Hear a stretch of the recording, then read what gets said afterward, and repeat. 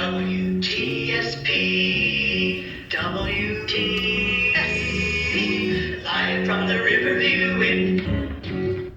Hello again, ladies and gentlemen. The Tri-State Players proudly present WTSP Radio, coming to you live from the Riverview Inn, Matamoros. Our second feature this evening is Frank Capra's charming piece, It's a Wonderful Life. It's a Wonderful Life is the story of a typical American. It could be you, it could be me. George Bailey dreams of glory. He lives in hope, he loves, he doubts. And only Providence can put a final price on his service to humanity. Our story starts before the war, when life was normal, shortages were relatively unknown, and attending events at fine establishments such as the Riverview Inn were commonplace. We now bring you Frank Capra's It's a Wonderful Life.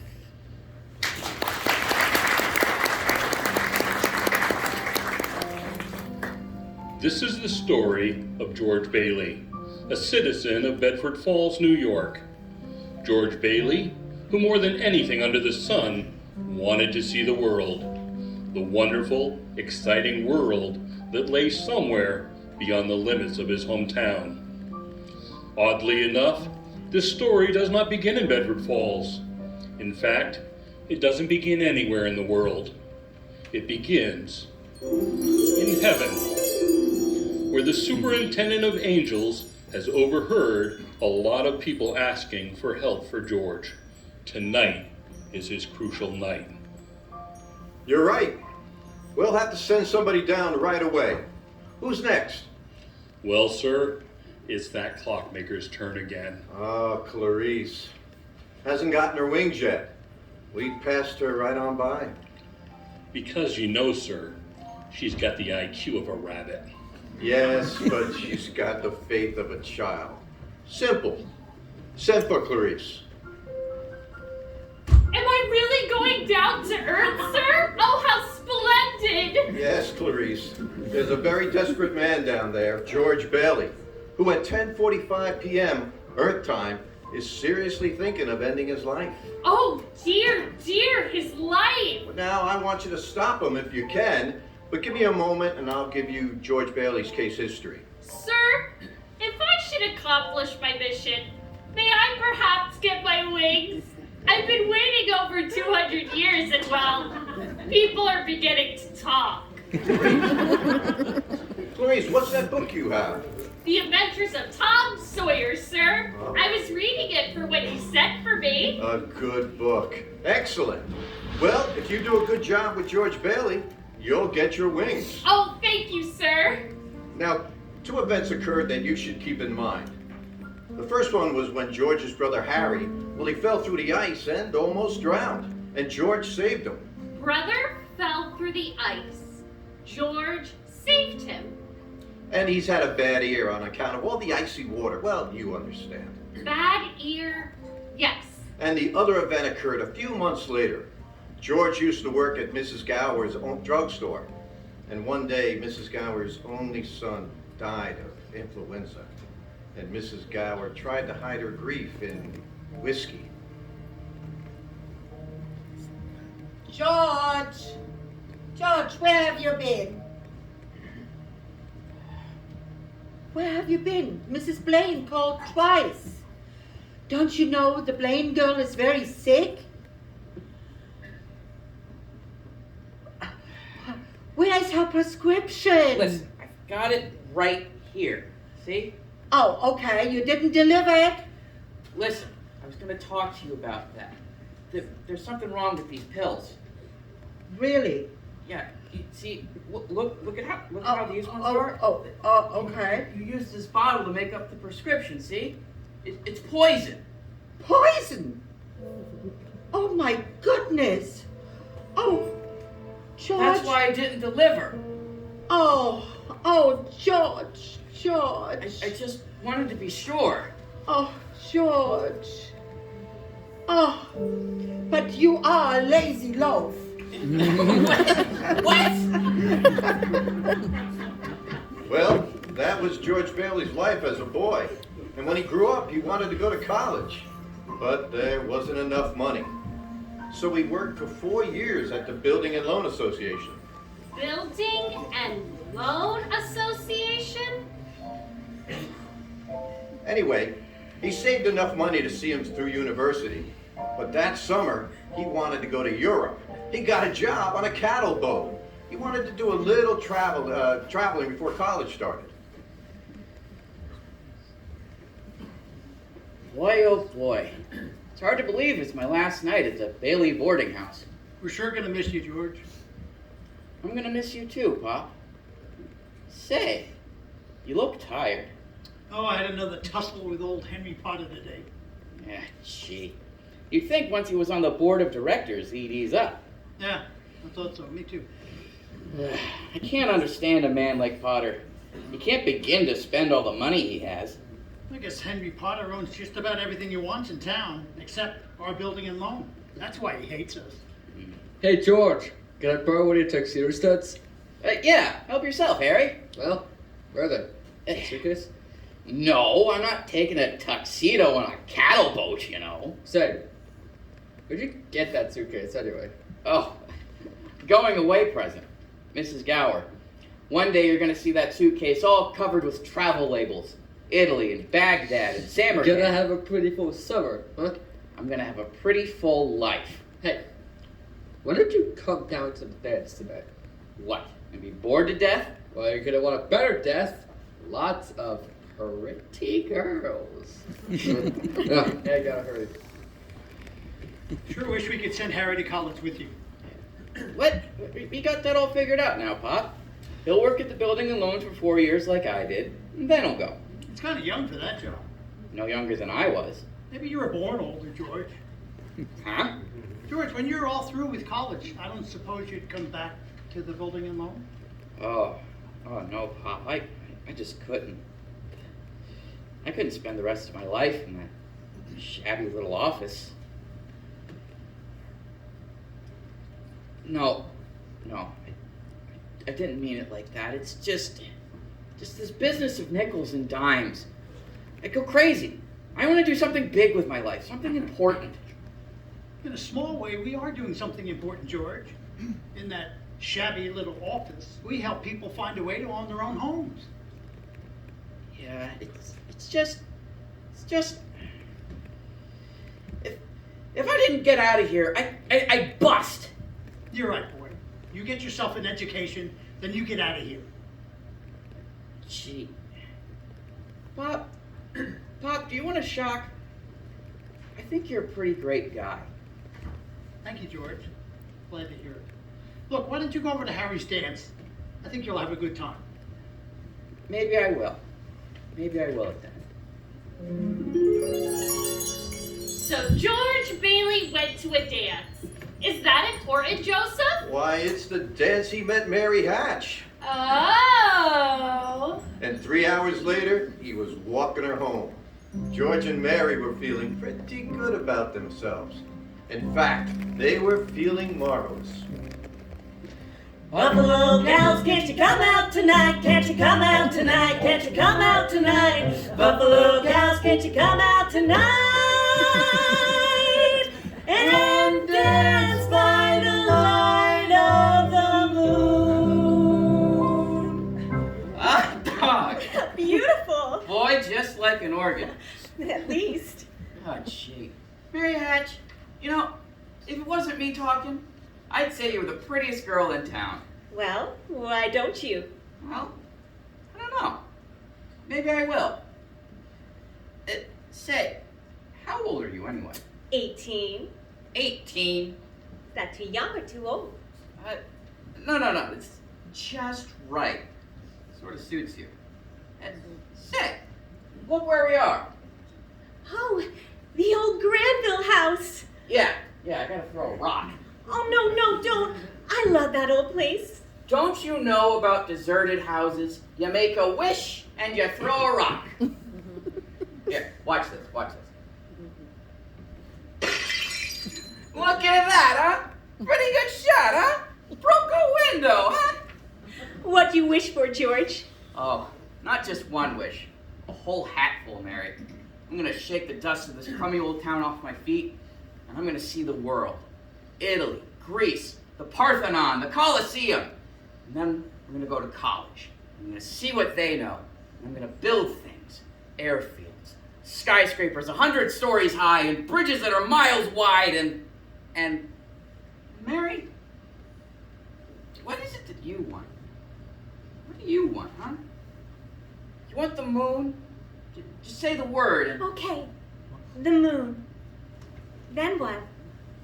well, I suppose you could swallow it. It dissolve like aspirin, you know. And the moonbeams would shoot out your fingers and the ends of your hair, and you think I'm talking too much? Yes! Why don't you kiss her instead of talking her to death? What was that? Youth is wasted on the wrong people. You come back over here, Missy. I'll show you some kissing that'll really... Yeah! George! What? Uncle Billy? Hurry, George, get in the car. Your father's just had a stroke. What? Well, George's father died that night, Clarice. So, of course, he couldn't go to Europe. But that fall, just as he was getting ready to leave for college, the directors in the building and loan had a meeting. They were going to appoint a successor to Mr. Bailey. A successor to our dear friend, Peter Bailey. Well, what was that you said, Mr. Potter? I said as long as Peter Bailey's dead, we should dissolve the building and loan. Now just wait 1 minute, Mr. Potter. No, you wait a minute. Peter Bailey was not a businessman. Peter Bailey with his high ideals, easy way to destroy a town. And what do you get? A discontented, lazy rat instead of a thrifty working class. Now, wait just a minute, Mr. Potter. I meant no disrespect, George. Now, hold on. Why my father ever started this cheap, penny ante building and loan, I have no idea. But this rabble you're talking about, they do most of the working and paying and living and dying in this town. Is it so much to ask that they work and pay and live and die in a couple of decent rooms and a bath? Well, my father didn't think so. People were human beings to him. But to you, a warped, frustrated old man, they're cattle. No, my father died a much richer man than you in my book. I'm not interested in your book. I'm talking about the building and loan. You're talking about something you can't get your fingers on, and it's galling.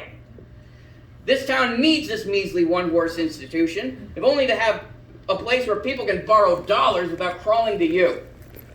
Come on, Uncle Billy.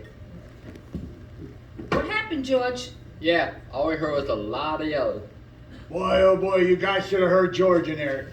Yeah, they're probably in there voting us out of business. George, we've just voted Potter down.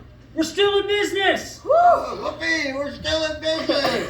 But there's one condition, George. Oh, of course. They've appointed you to take your father's place. But me, I've got to go to college.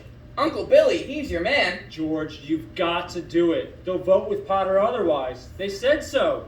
They even said they were going to close down Toys R Us. I know. George Bailey didn't go to college. That's right.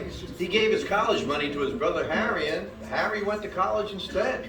But whatever happened to that good-looking girl? You know, Mary. Well, he saw her now and then. Not very often, though, because Mary went away to school, too.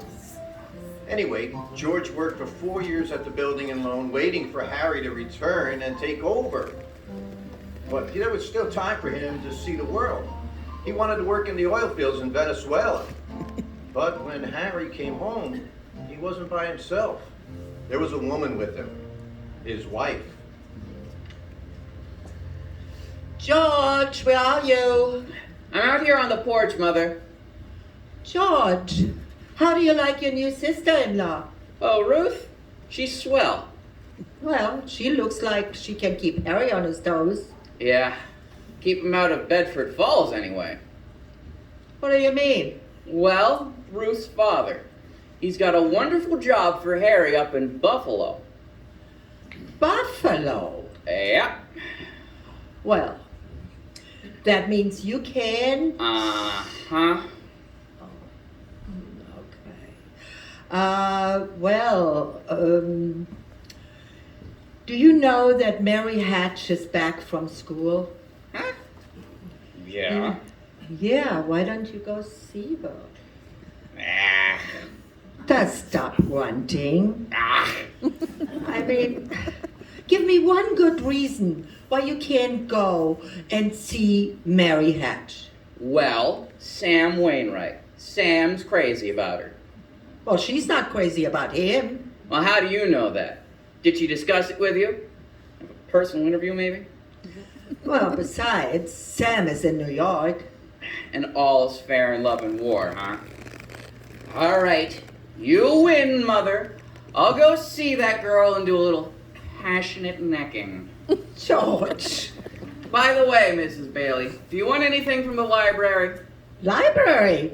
You go and see Mary Hatch.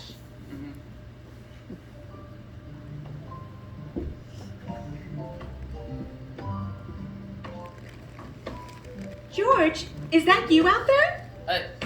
Yeah. Oh, are you coming in? I was just passing by. Oh, I thought you were picketing. Have you made up your mind? How's that? Have you made up your mind? About what? About coming in. Your mother just phoned. She said you were coming over. My mother! I didn't tell anybody I was coming over here. A man can't go for a walk without so much... When did you get back? Tuesday. Where'd you get that dress? Do you like it? It's all right. Still can't understand it, though. I didn't tell anybody I was coming over here. A man can't go for a walk without... Would you rather leave? No. I don't want to be rude. Stay a minute. Well, it's nice to hear about your brother and Ruth, isn't it? Yeah. That's all right. What? You don't like her? Oh, Ruth, she's a peach. So it's just marriage you're not enthusiastic about. Oh, marriage is fine for some people. Harry and Sam Wainwright and you. For Sam? Mary! It's George Bailey, Mother. Well, what's he want? I don't know. What do you want? Me? Not a thing. I just came in to get warm. He's making violent love to me, Mother. Will you just tell him to go right back home? Besides, Sam said he'd call you tonight from New York, didn't he? I guess so. How about some music? You know, I didn't come over here to... Your mother doesn't have to... Well, what did you come over here for, George? I don't know. Aren't you supposed to be the one that has all the answers? Why don't you tell me? Oh, why don't you just go home? Well, maybe I will. Fine. Good night. Good night. Mary, the telephone. All right. George, on your way out, can you turn off the phonograph? Sure. Mary!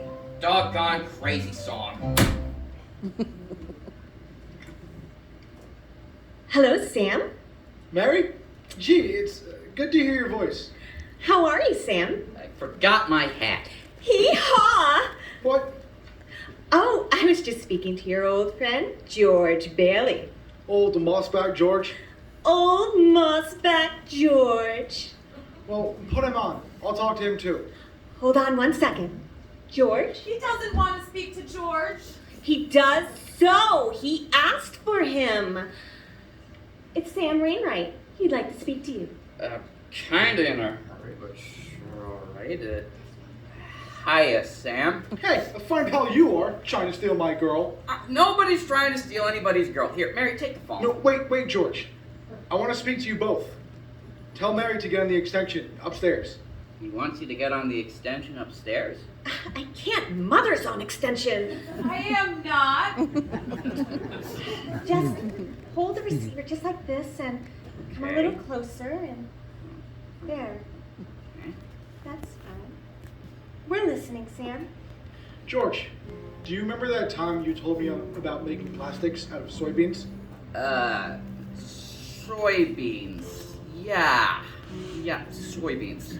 Well, my father's checked into it, see? And he's going to put up a factory. How do you like that? A factory, huh? And here's the point, George. We may have a job for you. Unless you're still married to that broken down building and loan. Mary? I'm here. You tell that guy I'm giving him the chance of a lifetime. You hear? He says it's a chance of a lifetime. Mary, give me that telephone. George!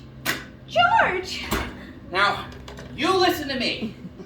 I don't want any job, and I don't want any plastics, and I don't want any soybeans, ever. All right? And you're not gonna trick me. And you're... George!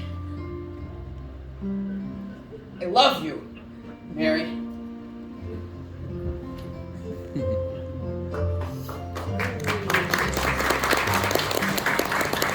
Well, so George Bailey and Mary Hatch were... Yes, George and Mary were married. And they started their honeymoon right there in Ernie Bishop's taxicab. Say, where are you two going on this here now, honeymoon? A week in New York, a week in Bermuda, the highest hotel, the hottest champagne, the wildest music, and the prettiest wife. So you're finally getting out of Bedford Falls, huh? Then what? Then what? Then what, honey? After that, who cares? Yeah. Say, Miss Bailey, I haven't kissed you yet. Hey, George, look over there at the bank. I think it's a runner. Pull over a minute. Oh, no, George, please, let's not stop. Let's go right to the station. It'll just be a moment. I better take a look at this. George, please, please. In Bedford Falls, panic is in the air. It's raining, and people scurry with umbrellas swarming around the Bailey Brothers building and loan. Traffic is blocked off the street. A crowd of men and women have gathered around to whom their savings are a matter of life and death. In their hearts lay panic and fear. You are listening to WTSP Radio, coming to you live from the Riverview Inn, Matamoros. We will return to It's a Wonderful Life after these messages. WTSP, live from the Riverview Inn. Prefer your coffee without pesticides? Come to Better World. Searching for soft, fresh sourdough? Come to Better World. Jonesing for delicious pastries made in-house from scratch? Just come on over to Better World. Care about where your goods are made? Come to Better World. Interested in your purchases supporting local makers and artists? Hop on over to Better World. Need some gift inspiration? Come to Better World. It's your local organic coffee shop, bookstore, gift store, juice bar, health food store, and your everything you need for natural living store.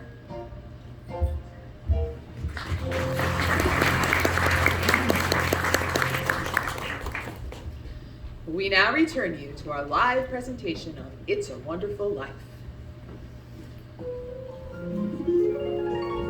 Meanwhile, back in heaven, the superintendent of angels is reviewing the case history of a mortal named George Bailey. Clarice, the apprentice angel, is very eager to depart on her mission to the earth. Poor George Bailey. He's certainly in trouble, Joseph. I'll go to him at once. Oh, now, hold on, Clarice, hold on. We're nowhere near the part where George Bailey is thinking of ending his life. We're not? Now, where were we? Oh, yes. George and Mary had just started out on their honeymoon when they ran smack into the financial panic of 1932. And in the lobby of the building and loan, 100 frantic people were clamoring for their savings. Hey, George. Say, Uncle Billy, what's going on around here? It's a pickle out there, George. All I know is the bank called an hour ago and I had to give it all the cash back. Holy mackerel. The whole town's going crazy and the bank is in the same spot as we are. Our charter, too? What about our charter? The state says we have to stay open till 6 p.m. They can take away our license if we don't. How am I going to stay open to 6 p.m. without any cash, George? Where are you going? Out there to talk to those people. Come on. What's going on? Where is it? Now, wait just a minute, people. Listen to me. You're thinking of this place all wrong. Your money's not here. What do you mean it's not here? Your money's in other people's houses. In the Martini house, in the McLaren house, and 100 others. Now what are you going to do? Foreclose on them? I have $242 in shares. When am I going to get it? All right, Tom. You'll get your money in 60 days. 60 days? Ridiculous. Now, that's what you agreed upon when you bought your shares. I got my money right here. Old man Potter's taking over the bank. He'll pay you 50 cents on every dollar. 50% is better than nothing. Listen to me, folks. I beg of you not to do this. Potter already owns half this town, and now he's coming after us. He's got the bank, he's got the bus line, he's got the department stores. He wants to keep you living in his shacks and charging the kind of rent he decides to charge. Now we can get through this thing, but we've got to stick together. We've got to have faith in each other. My husband's out of work. We need money. And I have doctor bills to pay. I can't feed my kids on faith. How much do you need, George? We still have money. Mary? Here it is, George. You told me to hold on to it. Would have made a nice honeymoon and some furniture, too. All right, folks. We've got $2,000. Now, Tom, how much do you need? I said $242. Let me have it. Just enough to tide you over. Yeah. $242. All right, Uncle Billy, give Tom $242. Okay. Ed, how about you? $20 do me. Okay, now you're talking. $20. Just try to make me look Mrs. Thompson, how about you? $20 will do me. Okay. $20. Uncle Billy, you pay that back when you can now. All right. Who's next? Look at the clock. All right. 5 seconds. 4, 3, 2, 1. Lock the door. We made it. We even got $2 left. Wow. There's a call for you, George. Oh, that's probably Mother. After that, call Mrs. Bailey, will you? Mrs. Bailey's on the line. I don't want Mrs. Bailey. I want my wife, Mrs. Bailey. That's my wife. Hello? Honey, I'm sorry about... Come home? Oh, what home? 323 Sycamore? Well, whose home is that? What? All right. I'll be there, honey. Clarice, do you remember where 323 Sycamore was? His mother-in-law's house, huh? No, 323 Sycamore was the old Granville house. You know, the one that George threw the rock and made all the wishes. Yes, sir. That's where they spent their honeymoon. And that's where they started housekeeping.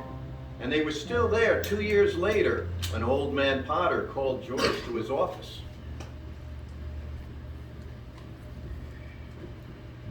Sit down, George. Sit down. Have a cigar.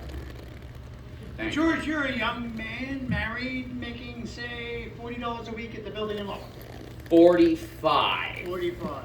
Now, if you were an ordinary yokel, I'd say you're doing just fine. But George Bailey is intelligent. He's ambitious. He hates the building and loan almost as much as I do. He's been dying to get out of this town ever since he was born. But he's trapped. He's trapped into frittering his life away for a bunch of garlic eaters. Do I paint an accurate picture, George, or do I exaggerate? Well, what's your point, Mr. Potter? My point? My point is that you're the only man in town who's licked me. George, I want to hire you. I want you to manage my affairs. I'll start you off at $20,000 a year. $20,000 a year?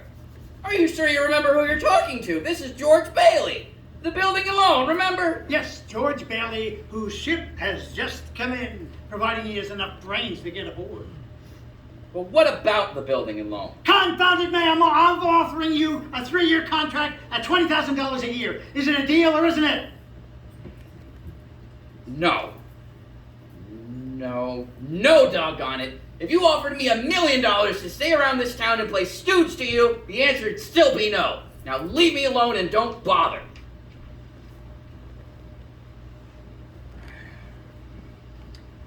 What did Mr. Potter want, George? Oh, he just wanted to talk. Gee. Mary Hatch, why'd you have to marry a guy like me anyway? To keep me from being an old maid. Oh, but I was gonna see the world. I was going to build things. I was going to give you the moon. What have I given you? What have I given you? Not even a new dress. Not for months. Gee whiz, I feel awful. So do I. Especially in the mornings. I mean, you could have married Sam Wainwright or anybody else in this town. Well, I didn't want to marry anybody else in this town. I want my babies to look like you. I mean, you didn't even have a honeymoon and you what? My baby. Mary, you mean you're on the nest? Well, Clarice, Mary had her baby, a boy. You don't say. And then she had another one, a girl. Well, what do you know? And night after night, George would come home late from the office. Things weren't going good down at the building and loan, and old man Potter was really bearing down on him. And then came the war, and Mary had another baby by then. Oh. But she could help out with the USO, and Uncle Billy sold war bonds. But George's younger brother Harry, he was the real hero. Shot down 15 enemy planes. But George, what about George? Well, George was 4F on account of his ear. He was an air raid warden though. And on VE Day, he wept and he prayed. But on VJ Day, he wept and he prayed some more. We're getting pretty close to today, aren't we, sir? Yes, Clarice. You now know almost everything there is to know about George Bailey, except what finds him down there at this moment, wanting to die. Well, sir? Well? Well, it's the day before Christmas, and George is feeling pretty excited. Hey, Tilly, look at this. Look at the newspaper. Commander Harry Bailey decorated by the President, the Congressional Medal of Honor. Gosh, George, gosh. Yeah, look, it says here that he shot down 15 enemy planes, and one of them was just about to dive into a transport loaded with soldiers. You know what that means? He saved lives, hundreds of lives. Gee whiz, where's Uncle Billy? He went to the bank to deposit the $8,000. Good. Say, who's that in his office there? It's that woman again, the bank examiner. Ah. Hi, Mrs. Bank Examiner. Tilly, will you get the books? Will you? Hey, Mrs. Carter, look at the newspaper here. That's my brother. He shot down 15 enemy planes. Would you look at that? Well, if it isn't Mr. Henry F. Potter coming to deposit some more of your cash in the bank, eh? Out of my way, you old fool. What about the newspaper today there, Mr. Potter? Just can't keep them Bailey boys down now, can you? Let me see that newspaper. Here, take it. You old thief, I ain't got time to chat. I gotta go make a deposit myself. Hey, Harriet, my deposit. Here's my sales slip or my deposit slip, my bank book. And have a Merry Christmas. Well, a Merry Christmas to you too, Mr. Bailey. Haven't you forgotten something? Oh, Harriet, I forget stuff all the time. Get a wheel out of the way. Well, Mr. Bailey, where's the money? What? You want to make a deposit? Well, certainly I want to make a deposit. Well, it's customary to bring the money with you. What? Oh no, I lost the money. What'd I do with the money? Oh no. A terrible thing, Clarice, terrible. Uncle Billy couldn't find the envelope with the $8,000 in it because it was folded up in the newspaper he gave old man Potter. I just don't understand it, George. I don't understand it. I don't know what happened. I lost the money. I don't know what to do. $8,000. Don't you know what this means? The bank examiner's here and it's not our money. It belongs to the depositors. I traced every step I took today, George. I went up and down. Are you sure it's not in your pocket? I look, it's not there. Think. I don't Think, know you where it silly is. old fool. Think. I can't think anymore, George. It just hurts too much. I just can't think anymore. Don't you realize what this means? It means bankruptcy and scandal and prison. One of us is going to jail. Oh, no. Well, it's not going to be me. Get out of my way. I'm going home. I'm so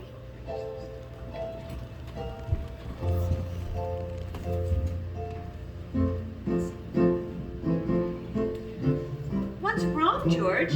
You haven't spoken a word since you've been home. Do you have to keep up with that banging on the piano, the same song over and over and over and over and over again? But I have to practice for the Christmas party, Daddy. What's wrong? Another hectic day? Yeah. Another red letter day for the Baileys. Dad. The Murphy's got a brand new car. You see? What? And our car isn't good enough for you? Dad, I'm sorry. Petey, run upstairs and check on Zuzu. See if she's okay. Okay, Mom. What do you mean? See if Zuzu's okay? Well, she caught a cold on her way home from school today. She forgot to button up her coat. So Zuzu's sick. Well, the doctor said it was nothing serious. There was a doctor here. Yes, I thought he should check on her. It's this drafty old house. It's no wonder we don't all have pneumonia. It's like living in a refrigerator. What happened? Everything's happened. You call this a happy family? Why do you have to have all these kids? Hey, Dad. I was wondering, how do you spell frankincense? I don't know how you spell it. Ask your mother. Where are you going? Upstairs to see Zuzu.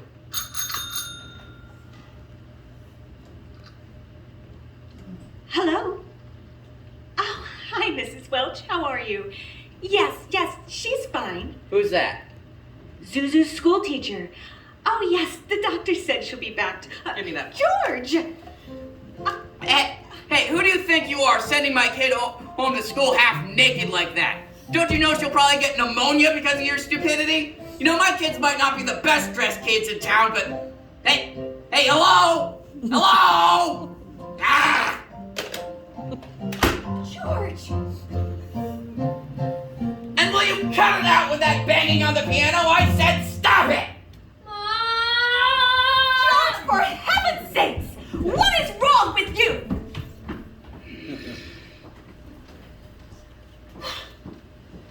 Mary, Janie, I'm sorry. I gotta get out of here.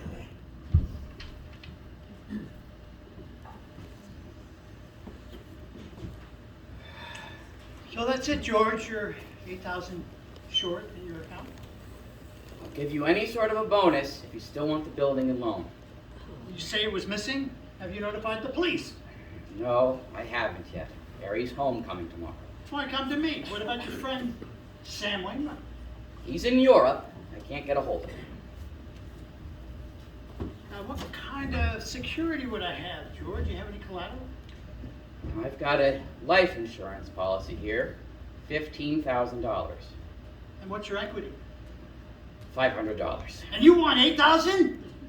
You once called me a warped, frustrated old man. But what are you but a warped, frustrated young man crawling on your hands and knees, begging for help? Why don't you go to the riffraff you love and ask them? Please, sir, my wife and kids, they need help. I'm calling the district attorney. $500. You know something, George? You're worth more dead than you are alive. Now get out of here. Go. And all that time, Potter had the $8,000 in his desk drawer. It's still there, Clarice. But where is George, sir? Where? Well, he went over to Martini's bar and he's had a few drinks. But he's just standing there, sort of in a daze. Dear God, dear Father in heaven, I'm not a praying man, but I'm at the end of the rope. Please, show me the way, God. Mr. Bailey, you're right. Don't drink no more. Please, Mr. Bailey, you don't feel good. Bailey? Did you say Bailey? Which Bailey? This is Mr. Bailey, George Bailey. George Bailey, huh? Oh! And the next time you talk to my wife like that, you'll get worse. It isn't enough she's slaves teaching her stupid kids how to read and write. You gotta bawl her out? You get out of here, Mr. Welch. You hit my best friend. Get out. All right, I'm going. You okay, Mr. Bailey? Who was that? Mr. Welch, but don't worry. He don't come in this place no more. Let me get something for your face. It's bleeding. No, I'm all right. Don't go, Mr. Bailey. Leave me alone. Please, Mr. Bailey, don't go this way. I said leave me alone! Well, George Bailey left Martini's bar 5 minutes ago, Clarice. He's down by the river. Oh, he's on the bridge and looking into the water. Are you ready, Clarice? All ready, sir. All right, then. You go down there and save George Bailey's life, and you'll get your wings. Oh, my wings. Oh, thank you, Joseph. George! George Bailey! Do you hear me? You get away from that bridge! George! What will happen to George Bailey? Will Clarice ever get her wings? Find out when we return to the conclusion of It's a Wonderful Life after a word from our sponsors. Live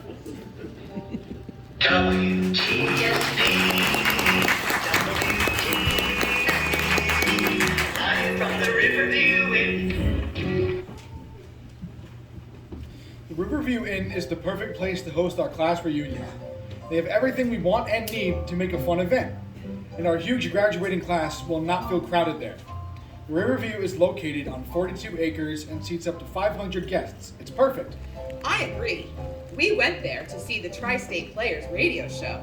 The floor-to-ceiling windows provide great views of the grounds and the Delaware River. It's perfect for pictures. Everyone's going to love it. The Riverview Inn makes planning a breeze. They've been welcoming guests since 1987, and they take care to give personalized attention to every detail.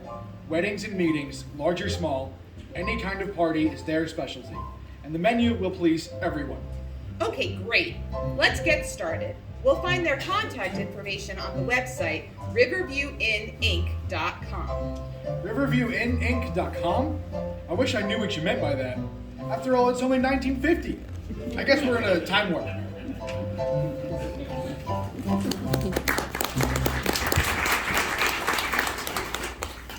We now return you to the conclusion of Frank Capra's It's a Wonderful Life. Numb with despair, convinced, as Mr. Potter said, that he's worth more dead than alive, George Bailey stands on a bridge, staring at the dark and frigid waters below. He stares down at the water, desperate, trying to make up his mind to act. He leans over, looking at the water, fascinated, furtively glances around him, punches himself as though about to jump. Suddenly there's a loud splash. Help! Help! Help! I'm drowning! Help! No, that's not George. It's Clarice, the apprentice angel. And there goes George in after her. It's a few minutes later now, and in the bridge keeper's shack, George and Clarice are drying off. Hey, you two sure you're all right? You want a doctor? No, I'm all right. Oh, I'm fine. Oh, this? I didn't have time to get anything else more stylish. My husband gave this to me on my last birthday. I passed away in it. You what, miss? Oh, I see Tom Sawyer's drying off too. Who? My book. I left in such a hurry that I brought Tom Sawyer with me. How did you happen to fall in? Oh, I jumped in. I jumped in to save you. You jumped in to save me? Well, you didn't go through with it, did you? Go through with what? Suicide. Hey! It's illegal to commit suicide around here. It's illegal where I come from, too. Where do you come from? Heaven. That's funny. That's very funny. Your lip's bleeding. Yeah, I got a bust in the jaw in answer to a prayer. Oh no, George, I'm the answer to your prayer. Who are you supposed to be anyway? Clarice Oddbody, AS2. Oddbody? AS2? What's that AS2 supposed to mean? Angel, second class. All right, I'm out of here. I mean, you two might not need a doctor, but I do. Cheerio, my good man. Now, listen here. Why would you want to save me? Because I'm your guardian angel, George. Well, you look like the kind of angel I'd get. What happened to your wings? Oh, I haven't won my wings yet. That's why I'm an angel second class. But you can help me earn them by letting me help you. Well, I don't suppose you have $8,000 on you, do you? Oh, no, no, no. We don't use money in heaven. Well, sure comes in pretty handy down here. Oh, tut, tut, tut. You know, I found out recently that I'm worth more dead than I am alive. Oh, no, you shouldn't say such things. Joseph will never give me my wings if you keep talking that way. Why, you don't know what you've done for your folks. Yeah, my friends and my family would probably be better off. They'd be better off if I'd never been born. What'd you say? I said I wish I'd never been born. George, that's wonderful. Wonderful. What? The idea you just gave me. You got your wish. You've never been born. Sure. That's right. No $8,000, no worries. You simply don't exist. Wait, say something else in that bad ear. You don't have a bad ear anymore, George. I don't think you're concentrating. That's the doggonest thing, that ear. Your lips stopped bleeding too. Huh? Well, how about that? Huh. You know what I need is a drink. You drink, Angel? Oh, I don't know. Well, we'll go over to Martini's bar as soon as our clothes are dry. Our clothes are dry, George. Well, how about that? Well, you know what? Let's take a stroll over and... Wait, no. I'll stroll, you fly. No, I haven't gotten my wings yet. That's right. Right. Couple of drinks, we'll both fly. Come on.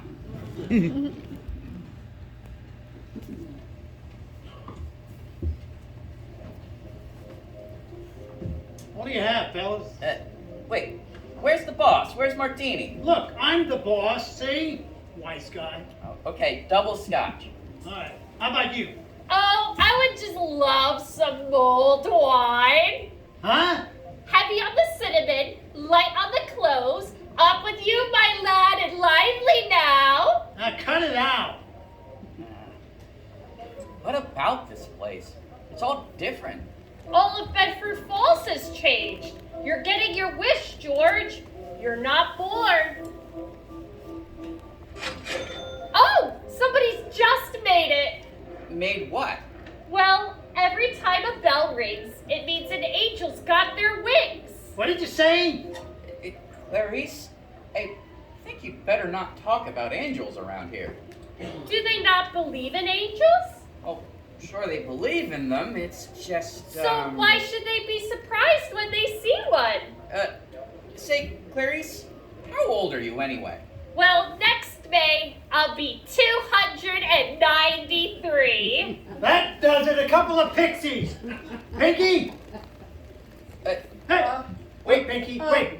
You, Hey, mister, you, mister, Rummy, mister. I've told you never to come panhandling around here. Mrs. Gower, this is George, don't you know me? Pinky, show that rumhead out. Oh, just buy me one drink, mister. Mrs. Gower. Oh, no, please don't. No. Wait, where's Martini? Won't you call her? Stop saying I'm Martini. I own this place. But and what about Mrs. Gower? That was Mrs. Gower, the druggist. That rumhead spent 20 years in jail for poisoning a kid. If you know her, you must be a jailbird yourself. Pinky, show these two out.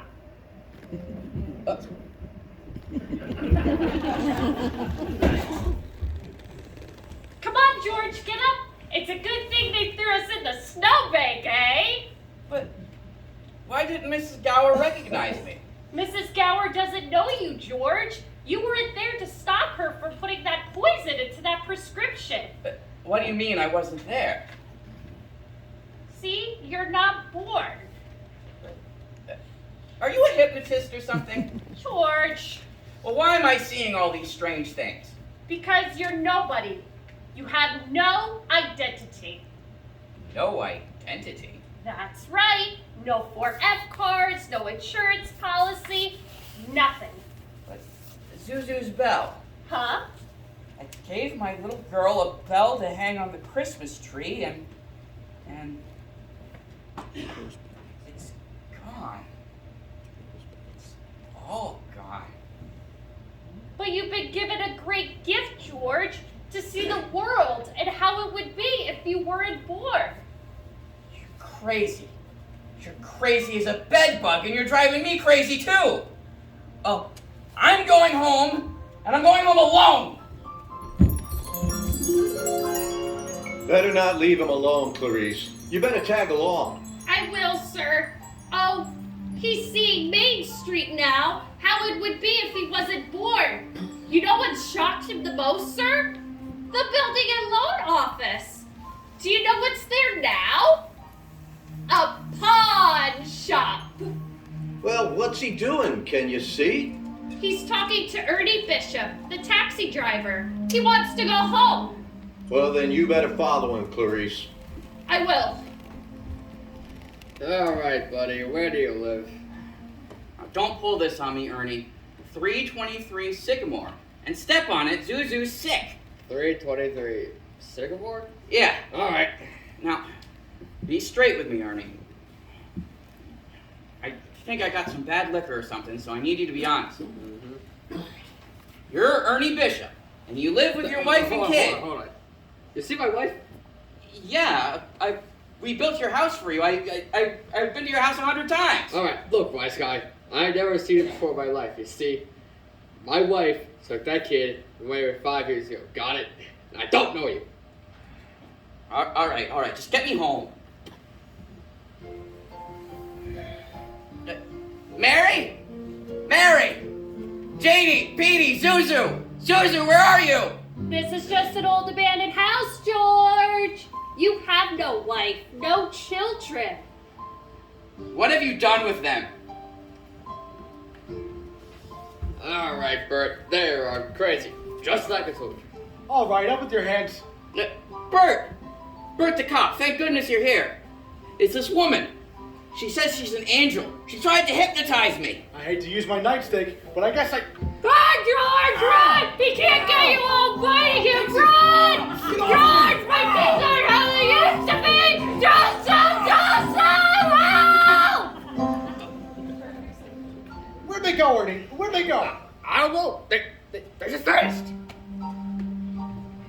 Clarice! Oh, Joseph, I hope you don't mind me calling on you like I did. It's very irregular, Clarice, and well, you're by yourself again. Where's George? He's at his mother's house, sir. Well, if George was never born, then he has no mother. Oh, he's being very stubborn, sir. He's just gonna have to find these things out for himself. But his own mother. That's a terrible blow to any man. His own mother not knowing him. You mean I shouldn't have let him? You should find him right away, Clarice. Oh, and Clarice, stop biting the policeman.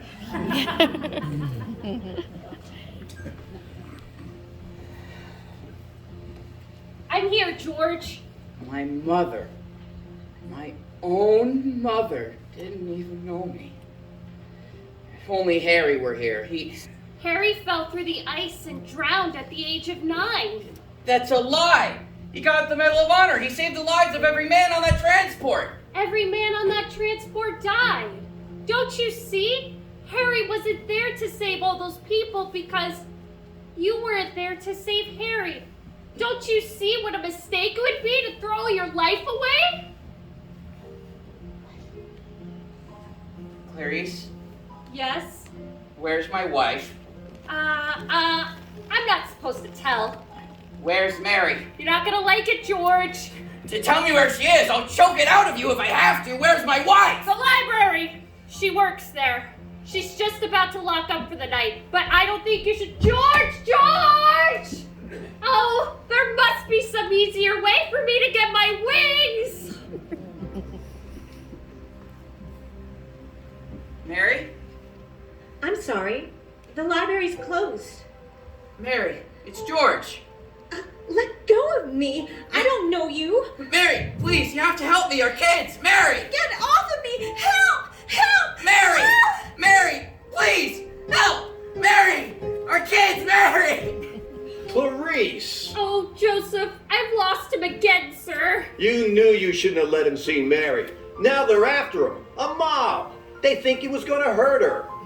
Oh, Joseph, I won't even get one wing, will I? You have one more chance, Clarice. Get over to the bridge by the river. I think George has seen just about enough. But the mob! They've lost him. Now hurry up and get over there. Oh, thank you, sir. Thank you. Clarice? Clarice! I'm here, George. Listen, Clarice, I don't care what happens to me. Just get me back to my wife and kids. I want to live again. Oh, thank you, sir. My wings. Oh, thank you, Lord. Dear God, please, I want to live again. Please let me live again. George? Is that you down there? George! Bert! Bert, you take one step closer and I'll let you have it. What the hell are you yelling for, George? George? George? Bert, do you know me? No, I've been looking all over town for you. Where have you been? Bert! I'm alive again, Bert! And Zeus's bell! It was in my pocket! Oh! George, your lip's bleeding. Get in the car, I'll drive you home. My lips bleeding? Look at that! Look at the blood coming out of there, Bert! I'm alive again! Oh, Merry Christmas, Bedford Falls! Merry Christmas, old building alone! Merry Christmas, Mr. Potter! Yippee!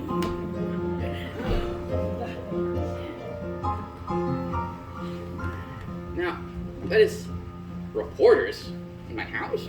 Well, Merry Christmas, reporters, and the bank examiner. Well, Merry Christmas, bank examiner. There's a deficit, Mr. Bailey. $8,000, I'll bet. George, I've got a little paper here. I'm sorry. A warrant for my arrest, huh? Isn't that wonderful? And look at this drafty old house. Isn't it magnificent? Oh, where's Mary? Where's the kids? Merry Christmas, Dad! Merry Christmas! Beanie, Janie, Zuzu! Oh, I could just eat you up. Zuzu, how do you feel? Fine, Daddy. Not a smidge of temperature. Not a smidge of time. Hallelujah! George, darling. Mary, just let me touch you. Oh my goodness, you're real! You have no idea what's happened to me. George, you have no idea what's happened either. They're on their way. Who's on their way? The police department? The National Guard? The FBI? Oh, who cares, Mary? I'm alive again. Okay, yes, darling, yes. Now, close your eyes and follow me. Okay. I hear something. Can't quite put my finger on it, but... Just keep your eyes closed and follow me around the Christmas tree. Okay. All right, we're almost ready. Uncle Billy, are you ready? Everybody, come on in. Hooray! Uncle Billy? George, look! Money? A loaded basket full of cash, George. Mary did it! Mary did it! I don't understand. People heard you were in trouble, George. These people, your friends, they collected the money, the $8,000. Wow. And everybody's here. Ed, Mrs. Thompson, Mrs. Gower. Everybody. None of us would have a roof over our heads if it wasn't for you, George. That's right. And look, Mother's coming in. Hi, Mom. And look, Harry. Got Mary's telegraph, George. I flew it as fast as I could. Hey, everybody, how about a toast? A toast! Yeah, you're right, Rosie. You're right. A toast for Big Brother George, the richest man in town. Daddy, my Christmas bell. You didn't forget? Oh, no, I didn't forget. Here's your bell. What's this on the table here? This book. Oh. The Adventures of Tom Sawyer. Well, there's something written on the inside of the cover. Dear George, remember no man is a failure who has friends. Thanks for the wings, Clarice. Clarice? She's a very dear friend of mine. Daddy, Mrs. Welsh says when a bell rings, an angel gets their wings. That's right. That's right. Atta girl, Clarice. Happy landings. As you heard, Clarice received her wings, and the building and loan was saved by the very neighbors and friends that were always there to help. So you see, everything worked out, and they were all able to bask in the joy and wonder of a blessed Christmas, because George Bailey truly had a wonderful life. Should all acquaintance be forgot and never brought to mind? Should all acquaintance be forgot and days of old lang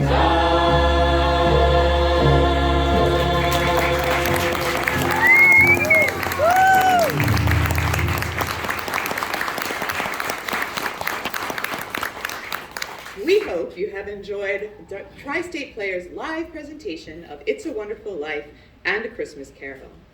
Thank you very much to our sponsors and to the Riverview Inn. We here at WTSP Radio wish you all a very merry holiday season. Thank you for listening, and good night.